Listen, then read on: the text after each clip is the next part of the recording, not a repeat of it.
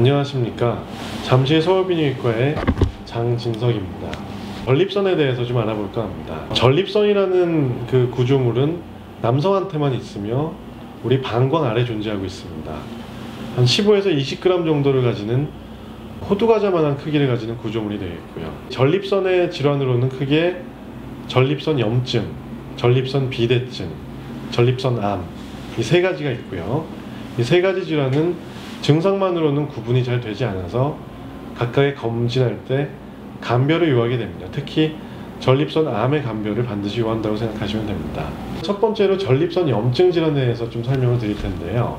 전립선 염증은 50대 이하의 젊은 남성에서 흔한 전립선 질환입니다. 성인 남성의 한 절반 이상이 평생 살면서 한 번 이상은 전립선염을 경험하는 것으로 알려져 있습니다. 전립선염은 요도염하고는 달리 치료가 쉽지 않고 오랜 기간 치료를 해야 되는 경우가 많고요. 재발하는 경우가 많아서 일부에서는 난치병으로 알려져 있기도 합니다. 통상적으로 전립선의 증상은, 전립선 염증의 증상은 세 가지 정도로 구분을 할 수가 있습니다. 우선 소변을 보는데 불편함을 겪는 배뇨 장애를 들 수가 있습니다.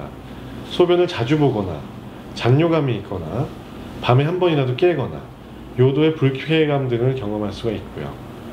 두 번째 증상은 전립선 통이라고도 알려져 있는데요.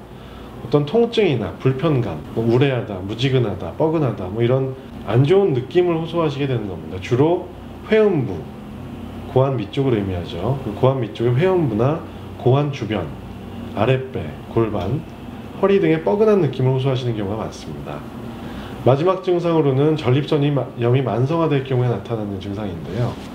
성기능이 떨어지거나 사정할 때 불쾌감이 있거나 정액에 피가 섞여 나오는 혈정액증을 호소하게 되는 경우입니다. 일단은 전립선 염증이 진단이 되면은 교과서적으로는 8주에서 12주 정도의 약물 치료의 기간이 필요하고요. 그리고 보조 치료로 시행할 수가 있습니다. 보조 치료로는 자기장 치료, 고주파 치료, 온열 치료 등이 인정되고 있습니다. 두 번째 질환으로는 전립선 비대증에 대해서 알아보시겠는데요.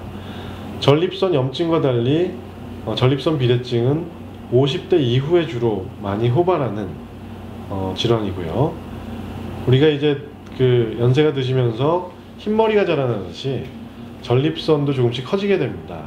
그래서 50대 이후가 되면은 하부 요로 증상이라고 불리는 배뇨 증상을 겪는 분들이 많습니다. 이때 검사를 하면 전립선 비대증이 나오는 경우가 많고요. 이때 전립선 암과의 감별을, 전립선 암도 50대 이후에 호발하기 때문에 전립선 암과의 감별을 반드시 요하게 되겠고, 전립선 비대증이 진단이 되면은 어떤 알파 블로커라고 하는 약물 치료나 아니면 항호르몬 제제를 통해서 경구 약물로 치료를 하게 됩니다. 증상 호전이 별로 없거나 요로 감염이 계속 걸리거나 아니면은 요패라고 해서 소변이 잘 안 나오는 증상이 반복되게 되면은 수술을 고려하게 됩니다. 1차적으로 약물 치료를 시도하고 합병증이 우려되는 경우에는 전립선 비대증 수술을 고려하시면 된다.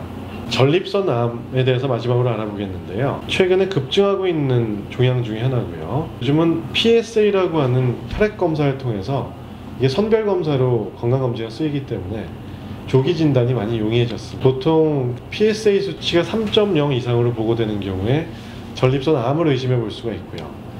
이런 경우에는 직장 수지 검사나 조직 검사를 통해서 이제 암 여부를 반드시 감별 진단을 해야 됩니다. 앞서 말씀드린 전립선 염증, 비대증, 암에 대해서 질환을 진단하기 위해서는 소변 검사가 필요하고요. 그리고 요속 잔뇨 검사, 그리고 말씀드린 PSA라는 전립선 특이항원을 체크하기 위한 혈액 검사, 그리고 전립선 증상 점수표라는 설문지 검사를 하게 됩니다. 또 항문을 통해서 초음파 검사를 하거나 직장 수지 검사를 하면은 진단에 도움이 됩니다. 때로는 이제 전립선액을 마사지를 통해서 채취를 하거나 정액 검사를 하는 경우도 있겠습니다. 전립선 건강을 유지하기 위해서 이제 도움이 되는 습관들을 좀 말씀을 드리려고 하는데요. 일단은 술이나 커피를 좀 줄여주시는 게 도움이 됩니다. 그리고 흡연은 전립선 암의 발병률을 높이기 때문에 금연하시는 게 좋겠고요.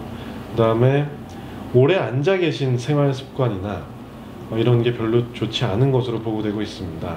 장시간 앉아 계신 업무에 종사하시거나 운전을 오래 하시거나 그런 분들은 중간중간에 이제 주기적으로 일어나서 그 회음부 쪽의 압박감을 좀 풀어주시는 게 도움이 되겠고요. 온욕, 좌욕, 반신욕처럼 하체를 좀 따뜻하게 하실 수 있는 그런 생활 습관들을 기르시는 게 도움이 됩니다. 적당한 운동이나 규칙적인 어떤 조절은 중요하다고 할 수 있겠습니다. 전립선에 도움이 되는 음식에 대해서 좀 말씀을 드리겠습니다.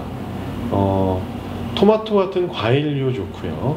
채소류나 섬유질이 많이 포함된 음식 드시는 게 좋습니다. 육류보다는 생선류를 섭취하시는 걸 권장을 하고요. 견과류, 그러니까 콩, 두부 같은 음식이 전립선 건강에 도움을 주는 것으로 되어 있습니다. 항상 비뇨기 질환은 비뇨기과 전문의와 상담을 받고 치료를 받으시는 게 중요합니다. 저희 잠실 서울비뇨기과에서는 환자분들의 말씀을 끝까지 듣고 있고 충분히 설명을 드리려고 노력을 합니다. 내원해 주시면 열심히 진료를 보도록 하겠습니다. 감사합니다.